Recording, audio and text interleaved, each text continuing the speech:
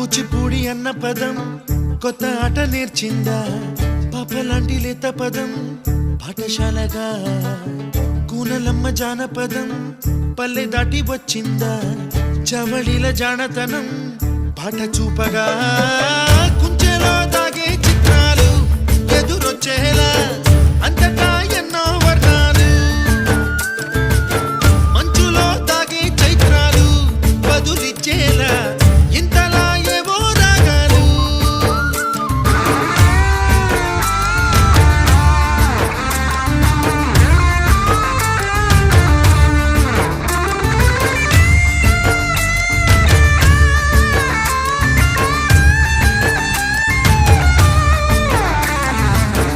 ఆకతాయి సందడిగా